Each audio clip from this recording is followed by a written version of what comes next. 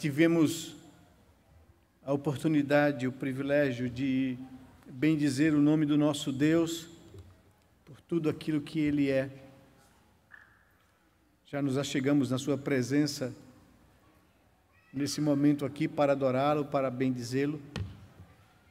Já pudemos também a Ele confessar os nossos pecados e culpas, na certeza de que temos o perdão dos nossos pecados, por causa dos méritos da cruz do nosso amado Redentor. Também a Ele já podemos consagrar nossas vidas, nossos dízimos, nossas ofertas, como parte do culto que Deus requer de nós. E agora, nesse momento, vamos parar para ouvir a Sua palavra.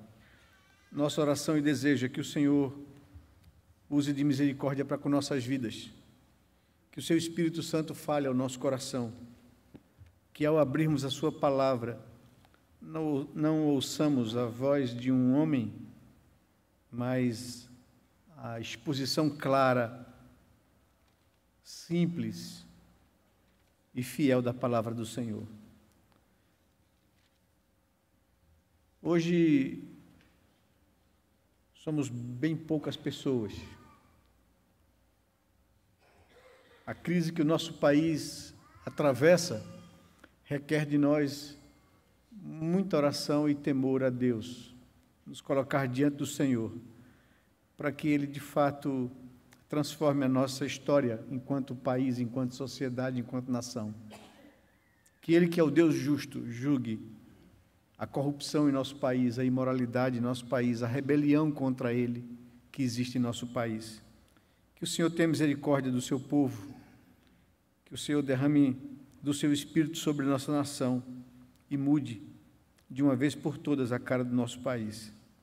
Mas isso não acontece sem a nossa vida quebrantada aos pés do Senhor, sem que a igreja se coloque diante de Deus em intercessão e peça a Ele misericórdia e graça.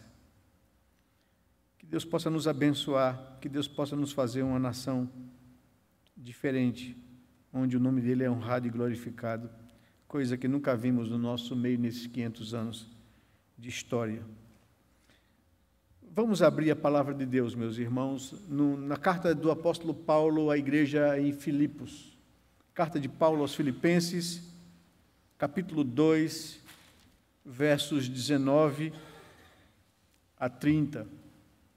Concentrar a nossa atenção nessa porção da palavra de Deus.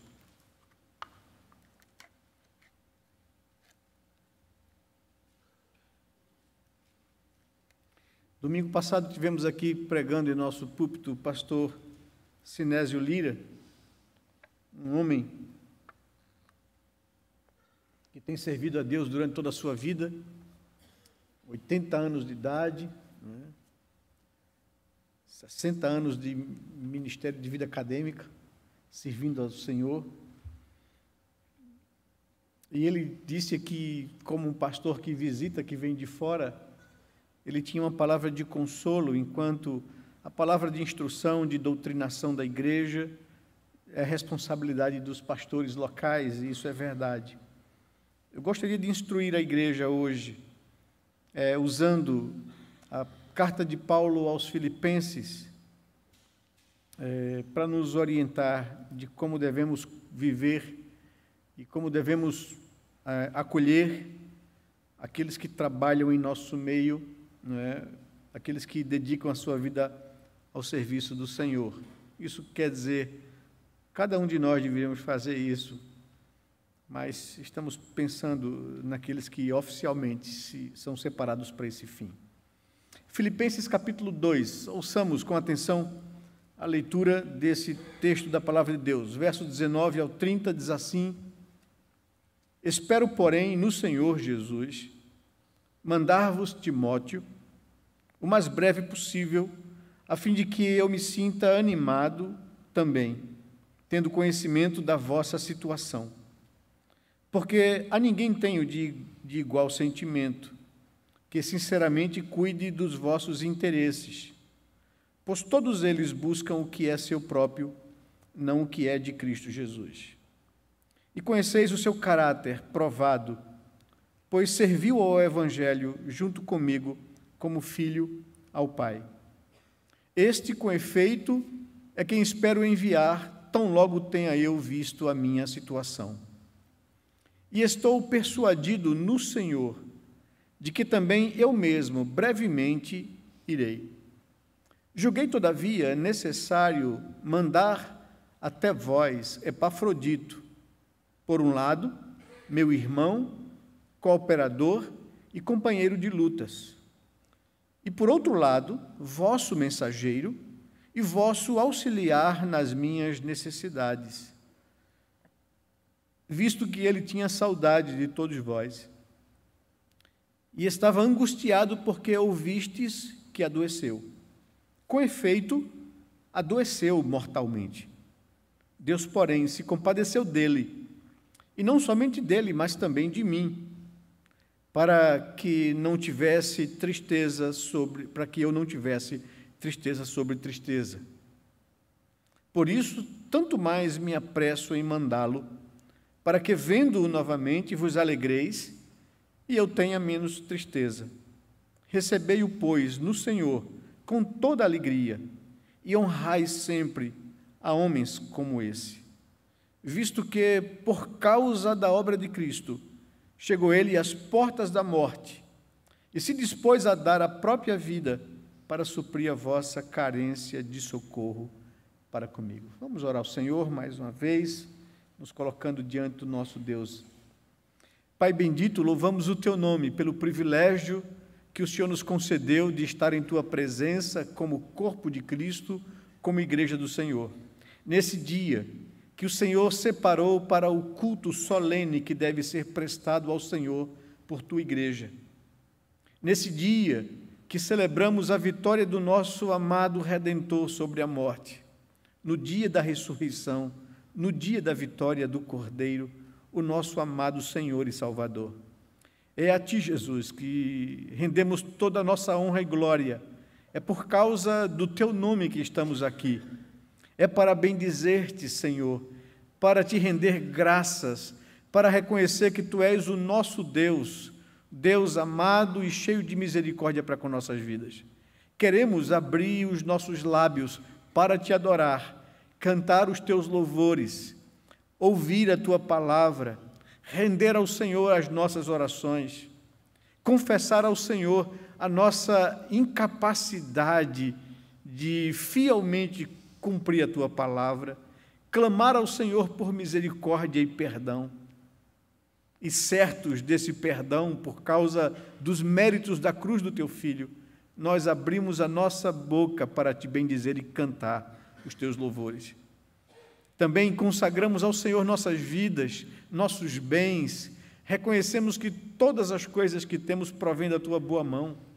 E a Ti, Senhor Deus, nós consagramos parte daquilo que o Senhor nos tem dado, as primícias daquilo que o Senhor nos tem dado, como devoção, como gratidão, como dependência, como reconhecimento da Tua bondade sobre nossas vidas. E agora, Senhor Deus, quando nos deparamos com a Tua palavra, pedimos em nome de Jesus que nos fale o coração, abra nosso entendimento, comunique pelo Teu Espírito essas verdades à nossa vida e desafia-nos, desperta-nos, move a nossa vontade para viver segundo a Tua palavra, para a Tua honra e Tua glória, Senhor. É a nossa oração, confiado nos méritos e no nome do Teu Filho amado, o nosso Redentor, o Deus da glória, a Jesus. É em nome dEle que nós Te oramos, Pai. Amém, Senhor Deus. Amém, Pai amado. Meus queridos, quando eu assumi o pastorado dessa igreja, ainda em novembro de 2008, eu sabia que um dos primeiros desafios seria resgatar a relação saudável entre a igreja e a sua liderança. Seria preciso resgatar a confiança e o devido respeito à figura do pastor e da liderança. Isso em decorrência dos problemas que a igreja viveu no passado, em pastorados anteriores, e ela estava muito machucada ou quebrada nesse aspecto, nessa percepção e nessa relação daqueles que Deus coloca com a responsabilidade de cuidar da igreja, sua noiva, seu corpo. Uma de minhas primeiras ações foi trazer todos os pastores que cuidaram da igreja antes de mim. Combinei com o conselho, conversamos, oramos sobre esse assunto e combinei com o conselho de convidá-los, aos pastores que estiveram aqui antes e que ainda estavam vivos, a pregarem no aniversário da igreja em agosto de 2009. Era preciso que fosse aparada qualquer aresta que porventura restasse nessas relações. Se quiséssemos obter a bênção e a aprovação de Deus naquela nova fase de resgate, de recuperação, era necessário haver perdão e haver reconciliação da igreja com os seus antigos líderes e pastores. Eu, particularmente, sabia que para alcançar êxito no trabalho que Deus me confiou e eu teria a realizar à frente da igreja, isso seria imprescindível. Esse acerto de contas, essa reconciliação, esse aparar arestas, para que não houvesse qualquer impedimento na caminhada da igreja.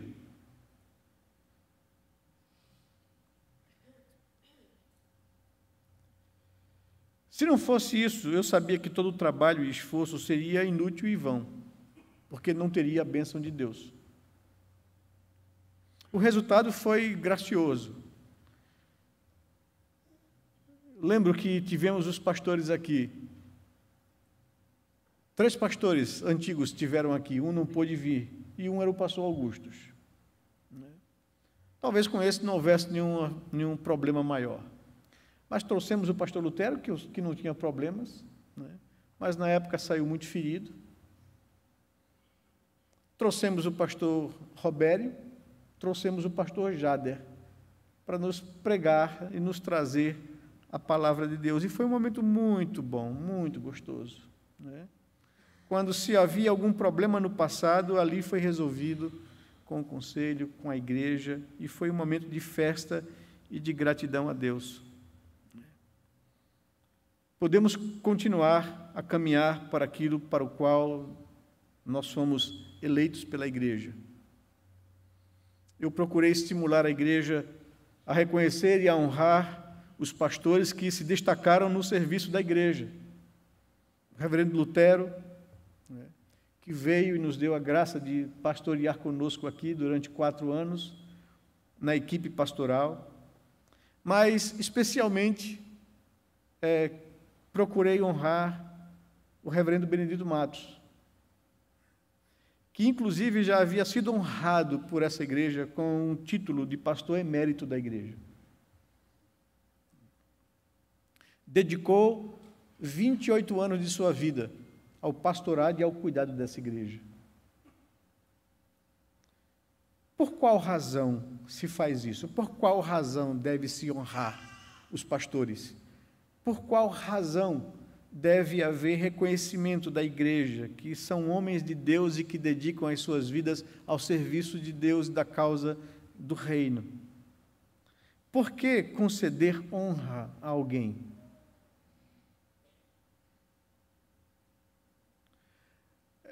Primeiro e antes de tudo, porque é bíblico. E é sobre isso que eu queria tratar nessa noite. Paulo orientou Timóteo a ensinar a igreja em Éfeso, quando escreveu a sua primeira carta. Ele orientou Timóteo a ensinar a igreja a considerar merecedor de duplicadas honras os presbíteros que presidem bem a igreja, e especialmente aqueles que se afadigam na palavra de Deus e em seu ensino. É o que está registrado na primeira carta a Timóteo, capítulo 5, verso 17. Entendendo isso, o conselho da igreja decidiu encaminhar a igreja em sua última reunião para ser apreciado em assembleia o nome de um presbítero da igreja, presbítero Josimar Henrique, para receber um título honorífero de presbítero emérito da igreja. O que motivou o conselho a sugerir isso à igreja?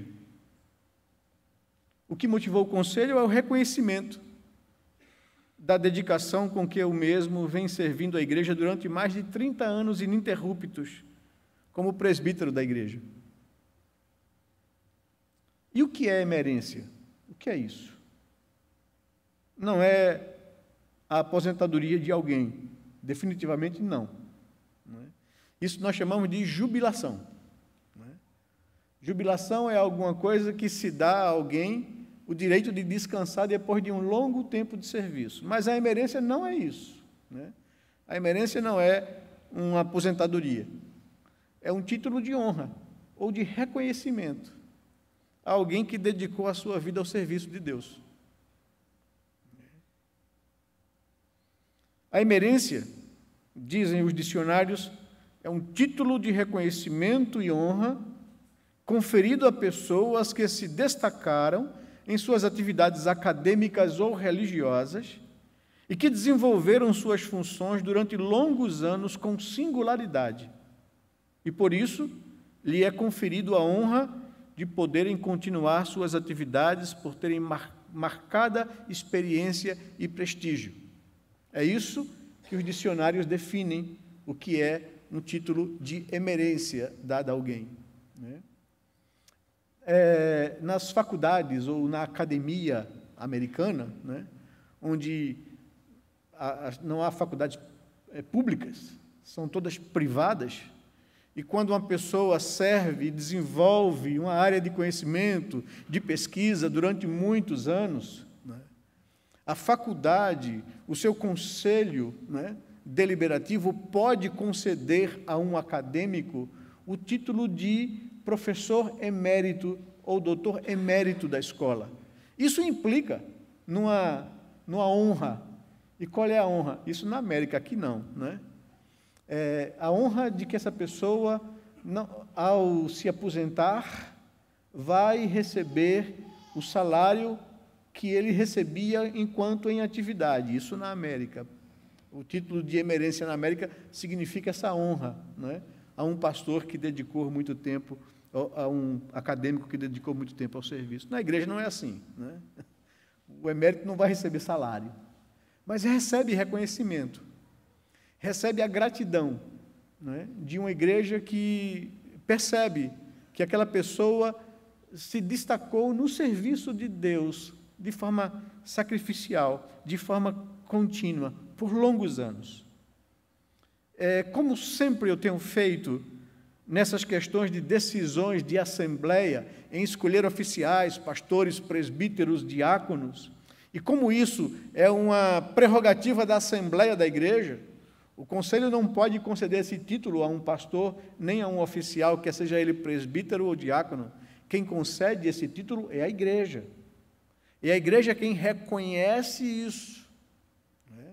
É a igreja quem pode, em assembleia, entender que tal pessoa, pelo tempo dedicado de serviço, recebe da igreja uma honra e um reconhecimento. Então, como sempre eu tenho feito nessas questões, eu gostaria de aproveitar esse momento para instruir a igreja sobre o assunto, visto que a igreja foi convocada pelo conselho a se reunir no próximo domingo pela manhã, após o culto aqui, para, entre outros assuntos, como tomar conhecimento da prestação de contas do departamento financeiro da igreja, de como ele executou os recursos que chegaram à sua mão, e como ele cumpriu o orçamento votado no ano anterior pela própria igreja, e prestar contas à igreja de como foi feito isso, e apresentar à igreja o orçamento para o ano em curso. Mas não somente isso, ela foi convocada também de forma extraordinária para decidir da compra de um terreno para a construção da futura igreja em Aldeia e também para apreciar esse encaminhamento do conselho do título de emerência a um presbítero, um oficial seu. Isso é uma prática bíblica? Ou é apenas uma prática eclesiástica? Essa é a pergunta. É uma tradição da igreja presbiteriana fazer isso, ou a Bíblia nos dá fundamento para essa prática? O que seria a concessão dessa honra, biblicamente falando?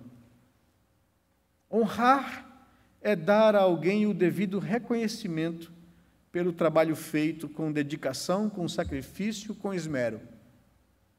A Bíblia não desestimula honrar alguém.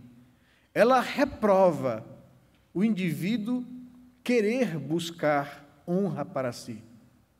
Nisso a Bíblia diz que nós não devemos viver a nossa vida ou fazer a obra de Deus com o fim de receber aplauso das pessoas.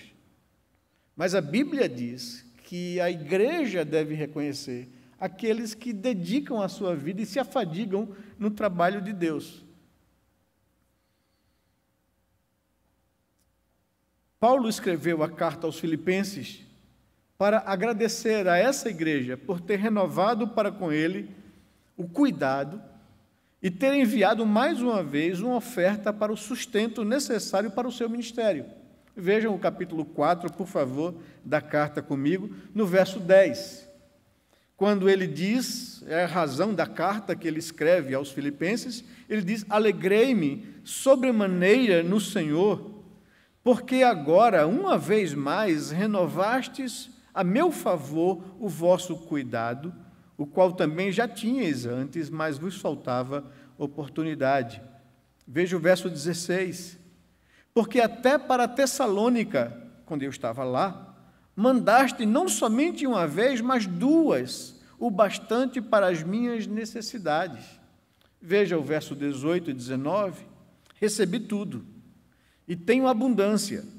Estou suprido, desde que Epafrodito me passou às mãos o que me veio de vossa parte, como aroma suave, como sacrifício aceitável e aprazível a Deus. E o meu Deus, segundo a sua riqueza em glória, há de suprir em Cristo Jesus cada uma de vossas necessidades. É uma carta de gratidão do apóstolo Paulo a uma igreja que, mais uma vez, renovou o seu cuidado sobre ele no que tange ao seu sustento, à sua manutenção em Roma, porque ele estava ali preso, numa prisão domiciliar. Um dos pastores da igreja de Filipos, de nome Epafrodito, havia ido também como auxiliá-lo no que fosse preciso. Foi Epafrodito quem levou a oferta e entregou a Paulo. Ele disse: Paulo, a igreja não somente enviou esse recurso para a sua manutenção e sustento, mas me enviou para que eu o auxilie naquilo que for preciso. Foi ele, Epafrodito, quem trouxe a oferta. E é ele, Epafrodito, que leva de volta essa carta, conforme nós lemos no capítulo 2, no verso 17. A igreja em Filipos estava preocupada com Paulo, que estava preso em Roma, na primeira prisão domiciliar. O verso 12 do capítulo 1 nos informa isso. Abram lá, ou virem a sua página para o capítulo 1 de Filipenses, e vejam no verso 12, quando Paulo diz aos irmãos: quero ainda, irmãos, cientificar-vos de que as coisas que me aconteceram têm antes contribuído para o progresso do Evangelho, de maneira que as minhas cadeias, o meu aprisionamento em Cristo, se tornaram conhecidas de toda a guarda pretoriana e de todos os demais. Então, o fato de eu estar preso aqui em Roma é uma oportunidade que Deus concedeu para os da casa de César, os soldados que escoltam a casa que é alugada aqui, conheçam o Evangelho. E não somente ele, mas todos os habitantes de Roma. Continua o texto no verso 14, dizendo: e a maioria dos irmãos daqui da igreja em Roma, estimulados no Senhor por minhas algemas, ousam falar com mais desassombro a palavra de Deus. Alguns, efetivamente, proclamam a Cristo por inveja e porfia. Outros, porém, o fazem de boa vontade. Estes que fazem de boa vontade por amor, sabendo que estou incumbido da defesa do Evangelho. Aqueles, contudo, pregam a Cristo por discórdia, insinceramente, julgando com isso suscitar tribulação às minhas cadeias. Todavia, que importa, uma vez que Cristo, de qualquer modo, está sendo anunciado, quer por pretexto, quer por verdade, também com isso me regozijo. Sim, sempre me regozijarei. Verso 19 diz, porque estou certo de que isto mesmo, pela vossa súplica e pela provisão do Espírito de Jesus Cristo, me redundará em libertação. Segundo a minha ardente expectativa e esperança, de que em nada serei envergonhado, antes, com toda a ousadia, como sempre, também agora, será Cristo engrandecido no meu corpo, quer pela vida, quer pela morte. Porque para mim o viver é Cristo e o morrer é lucro. Essa é a palavra que Paulo traz de consolo à igreja, dizendo que não se preocupem com o seu estado de aprisionamento, porque isso foi uma oportunidade que Deus concedeu para que o Evangelho fosse anunciado em Roma e entrasse na casa de César, alcançasse os da sua casa, os soldados do imperador. Na carta escrita, o apóstolo dá vários conselhos e várias orientações à igreja. Entre as recomendações que ele dá, destaca a ordem para honrar os seus pastores e líderes, Timóteo e Epafrodito. É sobre isso que trata o verso 19 ao verso 30 do capítulo 2. E eu queria, então, trazer para vocês esse tema, a honra devida a servos de Deus que se desgastam no serviço do reino. É sobre isso que eu gostaria de tratar com vocês nessa noite. Em primeiro lugar, eu chamo a sua atenção para que a Bíblia nos ensina a honrar as pessoas que se tornam dignas de honra. Jesus nos ensina que devemos dar o que se deve a quem de direito. Lá em Mateus, capítulo 22, verso 15 a 22, ele é questionado pelos religiosos da época se deveriam pagar tributo a César. E o Senhor olha para eles e diz, me dê o dinheiro, a moeda do tributo. E eles dão, e ele mostra na moeda a esfinge de César. E ele diz, então, dai a César o que é de César, e dai a Deus o que é de Deus. Com relação a essa questão de tributo e de honra, o presbítero Severino, no momento do culto, quando nós adoramos a Deus, consagrando a Ele os nossos dízimos e as nossas ofertas, o fazemos, segundo o ensino bíblico, por reconhecer que toda a nossa existência, sustento, emprego, trabalho, saúde, habilidades, procedem de Deus. É Deus quem nos dá o nosso sustento. É Deus quem abre portas à oportunidade. É Deus quem criou o trabalho como algo digno para o homem sobreviver e ter honra nisso. E Deus estabelece em sua palavra que todo ser humano, não é só crente não. Tantas vezes eu corrijo isso na consciência dos cristãos. Essa questão das primícias, Deus requer de todo ser humano. Quando se fala de dízimo, eu encosto até essa palavra aqui, se for o caso.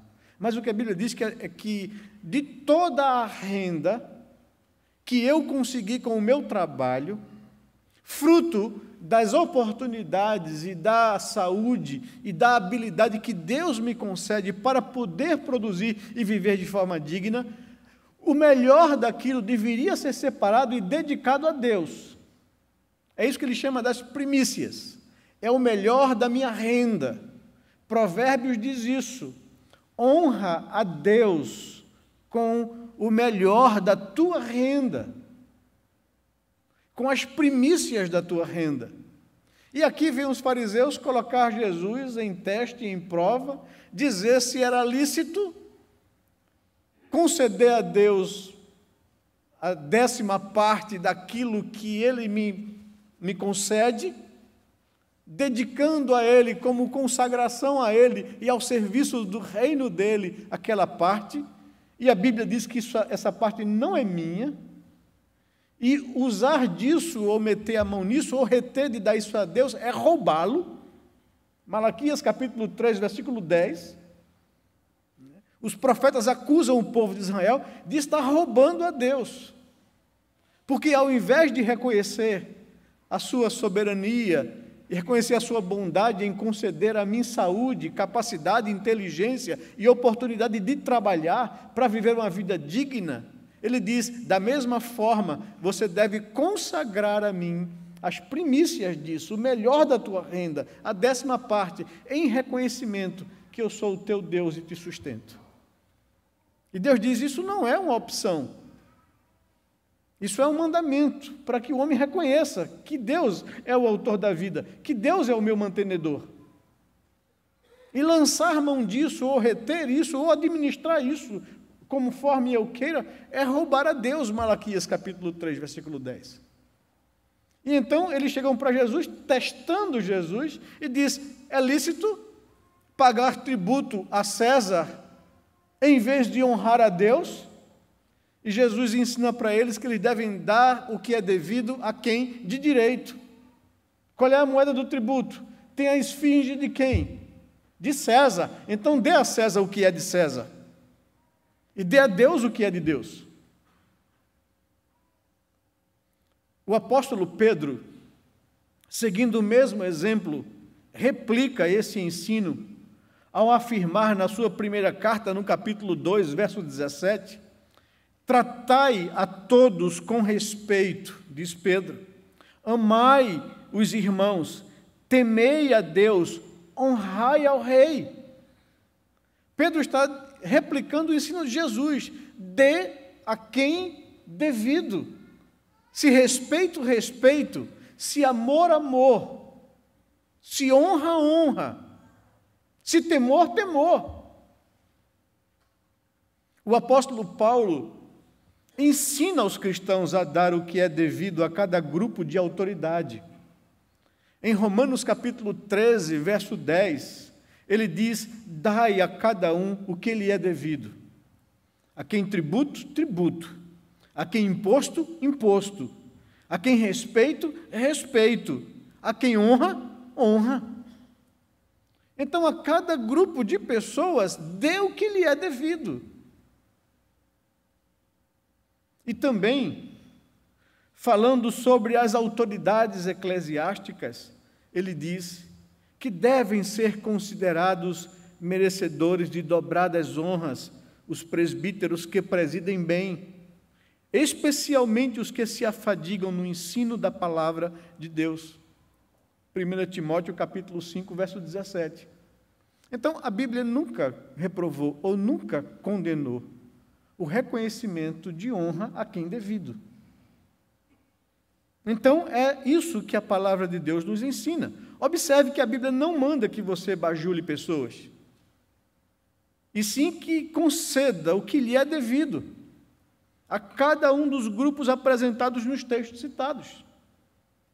Então, em primeiro lugar, é preciso que nós tenhamos na consciência que a Bíblia nos ensina a honrar as pessoas que se tornam dignas de honra. Veja, a Bíblia diz que os filhos devem honrar os pais. A palavra honrar aí significa respeito. Quer eu tenha um pai bom ou não, é devido a ele respeito. Alguns pais são dignos de honra, mas a todos respeito. As autoridades que foram constituídas sobre a minha vida, eu devo a eles submissão, respeito. Alguns são bons, outros são maus, mas preciso dar a eles o que lhe é devido. A igreja do Novo Testamento, sofrendo uma bruta perseguição do Império Romano, pensou em revidar, pensou em reagir, pensou em pegar em armas para defender o seu direito de liberdade. Paulo escreve a Timóteo, dizendo a Timóteo que oriente os crentes a desistirem dessa ideia. Porque, sobretudo, ela é burra. Vocês não têm poder sobre o exército romano.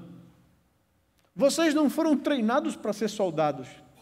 Vocês não vão conseguir êxito nesse enfrentamento. É suicídio, é burrice.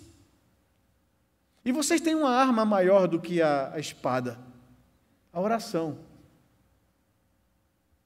Deus disse que nós deveríamos orar por todos aqueles que estão investidos de autoridade, para que vivamos vida tranquila e mansa. Usem essa arma poderosa, para que Deus quebrante, para que Deus destrone, para que Deus modifique, para que Deus transforme, porque essa arma tem poder.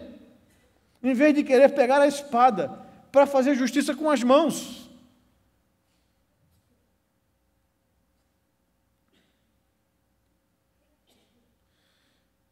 Em segundo lugar, eu queria destacar com vocês que esse reconhecimento e honra deve ser dado, uma pergunta que eu quero levantar, esse reconhecimento e honra deve ser dado indistintamente a todos? A quem deve ser dado esse tipo de título de reconhecimento? Paulo tinha muitos colaboradores com ele no serviço do reino de Deus. A gente pode citar vários. Lendo o livro de Atos, lendo as cartas do apóstolo Paulo, encontramos vários nomes que, juntamente com ele, cooperavam com a obra do avanço do reino de Deus. Mas ele apresenta à igreja aqui em Filipos 2 nomes só, que ele julga deveriam ser honrados pelos irmãos em Filipos. Primeiro nome, Timóteo. Por que Timóteo? E Paulo diz, no verso 20 do capítulo 2, porque a ninguém tenho de igual sentimento, que sinceramente cuide dos vossos interesses. Outros obreiros que atuam no vosso meio, diz Paulo, que passaram por aí, buscavam seus próprios interesses, não os de Cristo.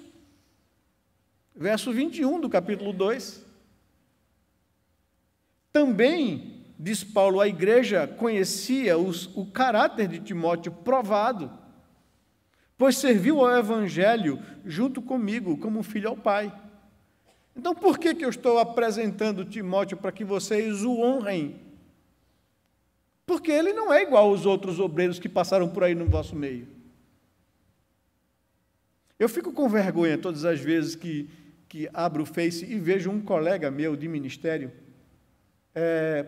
postando escândalos e absurdos de pastores que buscam os seus próprios interesses e que enlameiam o nome de Cristo do Evangelho. Eu fico com vergonha de tal coisa, e quanto mais publicar isso numa rede social. Qual é a benfeitoria que fazemos para o Evangelho em fazer essas coisas? A melhor coisa que eu posso fazer é tentar esclarecer para o público que nem tudo que entra na garagem é carro, que nem todos os gatos são pardos, que nem todo mundo que se arvora a se dizer pastor ou obreiro de Cristo é de fato. O apóstolo Paulo, quando apresenta Timóteo e Epafrodito, em contrapartida, no capítulo 3, observem comigo, ele faz um contraste da razão pelo qual ele está dizendo honrem a homens como Timóteo e a homens como Epafrodito. Sabe por quê? Porque ele diz, no verso 2 do capítulo 3, tomem cuidado dos cães, acautelai-vos dos maus obreiros, acautelai-vos da falsa circuncisão, porque nós é que somos a circuncisão, nós que adoramos a Deus no Espírito e que nos gloriamos em Cristo Jesus e não confiamos na força da carne. Bem que eu poderia confiar na minha carne, Se qualquer outro pensa que pode confiar na carne, eu ainda mais, diz Paulo. Por quê? Porque eu fui circuncidado ao 8º dia, sou da linhagem de Israel, da tribo de Benjamim, hebreu de hebreus, quanto à lei, fariseu, quanto ao zelo, perseguidor da igreja, quanto à justiça que há na lei, irrepreensível. Se há quem queira se vangloriar em si mesmo, eu posso, diz Paulo. Mas o que para mim era lucro, isto considerei perda por causa de Cristo. Sim, deveras considero tudo como perda, por causa da sublimidade do conhecimento de Cristo Jesus, meu Senhor, por amor do qual perdi todas as coisas, e as considero como lixo, como refúgio, para ganhar a Cristo.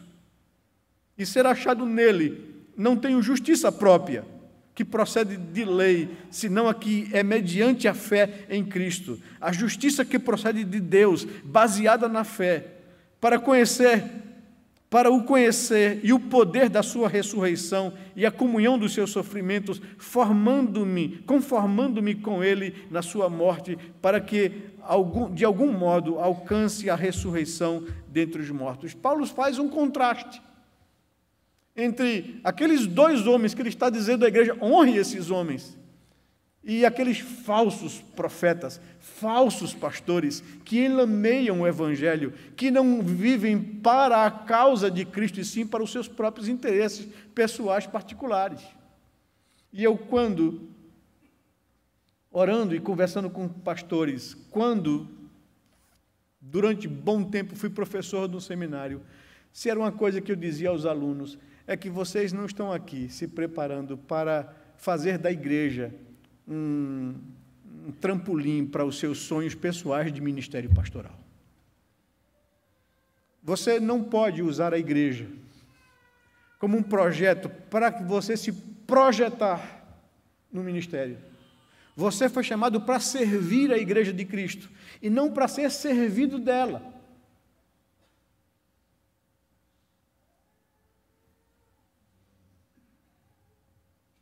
Paulo está alertando a igreja para esses riscos e dizendo aos crentes em Filipos, vocês podem medir, vocês podem mensurar os obreiros que passaram aqui. Vocês sabem que Timóteo é alguém que não busca os seus próprios interesses. Ele sinceramente busca o bem da igreja, os interesses de vocês. Sacrificou a sua vida para isso, enquanto outros trabalhavam aqui com vocês para buscar os seus próprios interesses particulares, pessoais. Mas Timóteo não é assim. A ninguém tenho de igual sentimento que sinceramente cuide dos vossos interesses. Outros que por aqui passaram buscavam os seus próprios interesses, não os de Cristo. E ele dizia, também vocês conhecem o seu caráter provado, testado, pois serviu o evangelho junto comigo. É esse que eu quero enviar para vocês, para que vocês honrem homens como esse, diz Paulo. E o outro que ele apresenta é Epafrodito. Quem era Epafrodito? Para Paulo, ele era um irmão, um cooperador, um companheiro de lutas. Eu louvo a Deus e dou graças a Deus por cada presbítero que o Senhor tem concedido ao conselho dessa igreja. Porque são homens assim. Temos vivido isso. Temos essa consciência de que somos irmãos, cooperadores com Cristo no Evangelho, e somos companheiros de luta, que a causa não é particular, não é nossa, é de Cristo Jesus. Para Paulo, Epafrodito era isso, um irmão, um cooperador, um companheiro de lutas. Para a igreja, diz Paulo, para a igreja aí em Filipos, ele é o vosso mensageiro, que veio trazer a mim a oferta de vocês. E ele é o auxiliar daí que veio me auxiliar nas minhas necessidades, enviados por vocês, sustentados por vocês para esse fim. Diz o verso 25, Epafrodito amava a igreja, pois na impossibilidade de estar com os irmãos e sabendo que sofriam com as suas enfermidades, ele, diz o texto, ele tinha saudade de todos, ou seja, sentia falta e se angustiava com eles, por saber que eles sofriam por ele, ao saber que ele andou doente, que ele adoeceu. Diz o verso 26. Paulo confirma que, de fato, ele adoeceu mortalmente, chegou às portas da morte, chegou à beira da morte. E fez isso trabalhando pela causa de Cristo, enviado pela igreja. Diz no verso 27, com efeito, ele adoeceu mortalmente. Deus, porém, se compadeceu dele, e não somente dele, mas de mim, para que eu não tivesse tristeza sobre tristeza, para que não acontecesse comigo, além da queda, o coice do cavalo. Deus foi misericordioso para com ele e para comigo, não colocando sobre mim esse peso de consciência, sabendo que o apóstolo, que Epafrodito veio para cá e morreu, servindo-me. Observe que não é a todos que se deve conceder tal honra, mas aqueles que se dão à obra de Deus com dedicação, com esmero e com sacrifício. Mas tem muitos outros também que foram homens de Deus, Tito, Epáfras,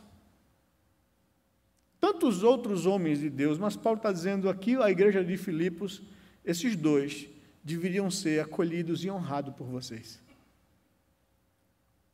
Então, já vimos aqui que a Bíblia nos ensina a honrar as pessoas que se tornam dignas de honra no serviço de Deus. Já vimos que esse reconhecimento não é dado de forma indistinta a todos. E agora, eu queria destacar com vocês que o que a igreja deve fazer com pessoas, líderes, servos, como estes. O que é que Paulo orienta? O que é que a Bíblia nos ensina? 3 coisas. Paulo diz no verso 29. Ele diz: recebam esses com toda alegria no Senhor. Esse recebimento aqui que Paulo está dizendo no verso 29, recebei-o, pois, no Senhor com toda alegria.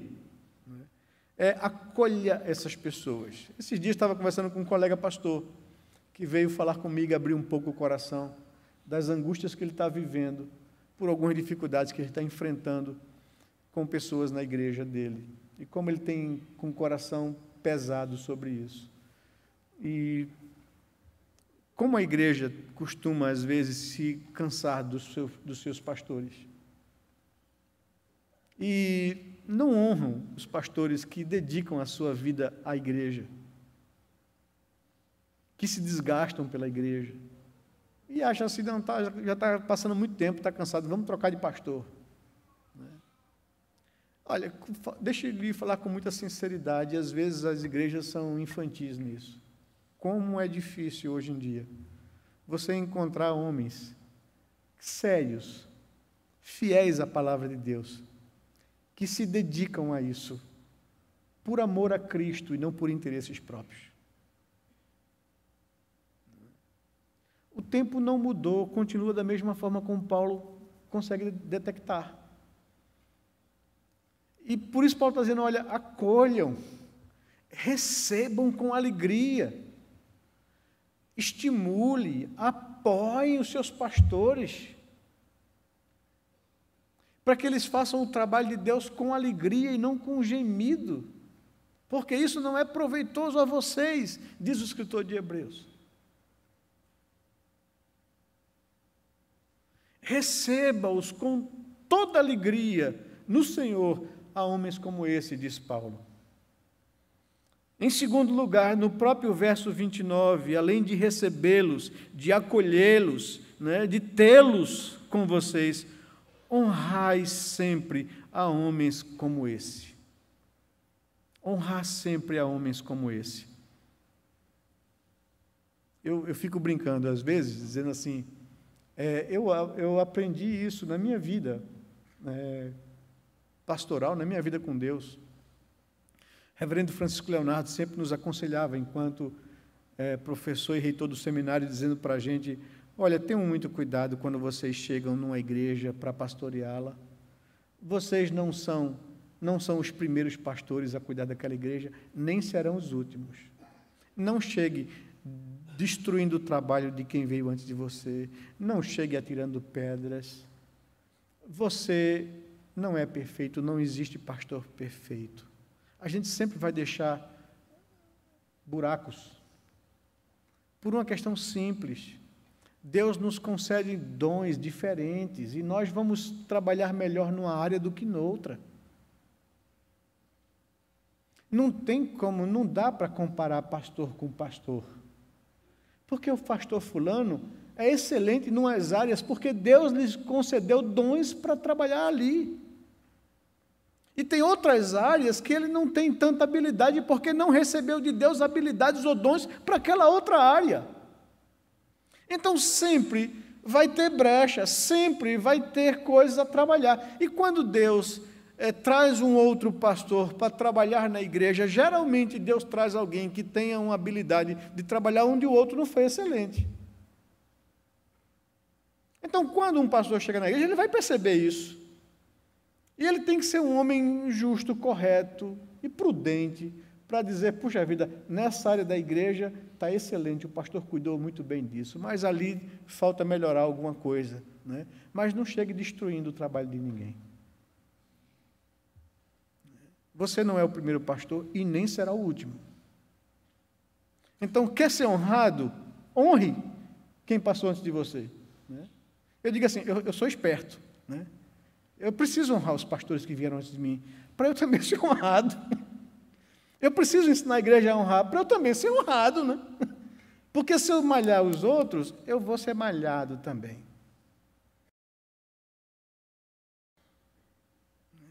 Então, aprenda a honrar as pessoas, a dar a elas o devido destaque.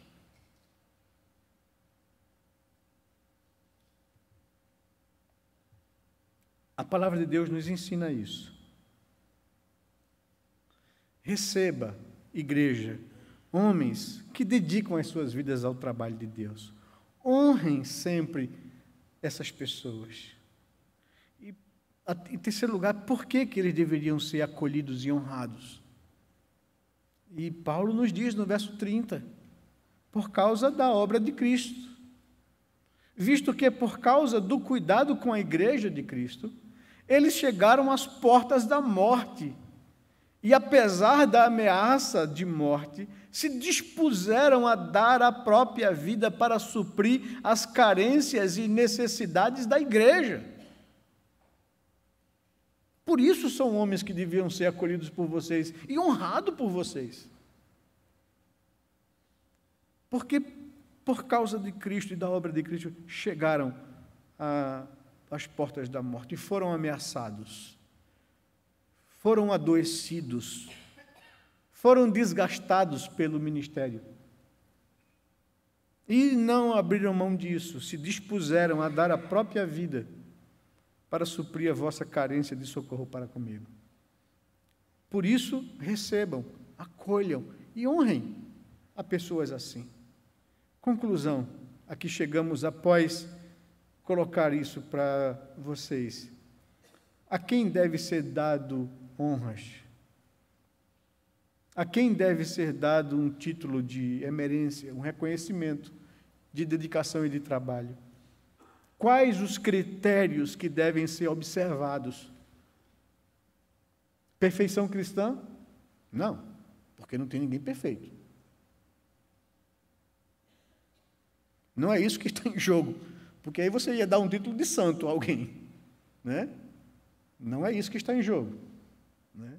Nenhum dos homens que passaram por aqui, nenhum dos presbíteros que serviram a essa igreja, nenhum dos diáconos que dedicaram a sua vida ao serviço dessa igreja, são homens perfeitos. Mas se destacaram no serviço de Deus. São pessoas que dedicaram a sua vida ao serviço do Senhor. às vezes com sacrifício próprio. É isso que deve ser observado. Exemplo claro disso, a primeira igreja teve 16 pastores efetivos em sua história de 144 anos de vida, mas a igreja deu esse título apenas a um pastor. Então não é a todos que devem ser dados. O reverendo Benedito Matos, por que ela fez isso? Ela não ama e não respeita os demais pastores que dedicaram seu cuidado à igreja? Não, não é isso. É porque o pastor Benedito pastoreou essa igreja de forma singular, pegando ela num momento muito delicado e difícil, durante 28 anos de vida, e dedicou a sua vida ao bem da igreja. Fez um ministério singular. Foi o pastor que teve mais anos de vida com a igreja, que não desistiu dela. E tenho certeza absoluta que ele teve que engolir muito sapo. Não é? Não é a todo mundo que se tem que honrar. Deve ser dado a alguém que serviu a igreja de Cristo com dedicação, em primeiro lugar. Em segundo, deve ser dado a alguém que serviu a igreja de Cristo com sacrifício próprio,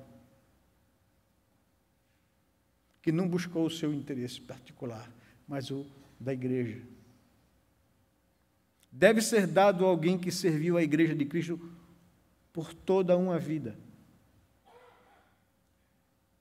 A Constituição da Igreja Presbiteriana do Brasil diz que esse título, a ser dado a alguém que serviu a igreja, tem que ser observado alguns critérios. E há um critério que a Constituição coloca lá, que é o critério de continuidade. Se um oficial da igreja, pastor, presbítero ou diácono, serviu a igreja com dedicação, com sacrifício, durante pelo menos 5 mandatos, ou seja, 25 anos.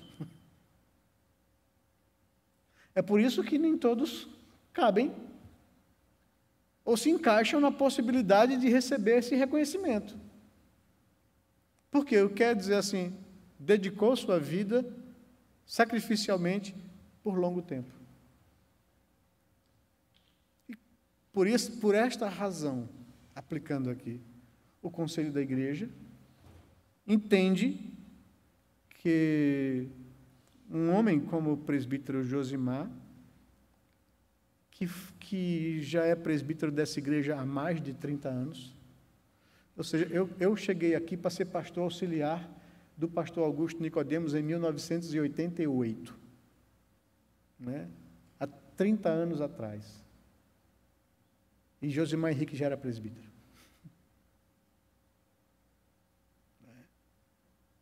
Então,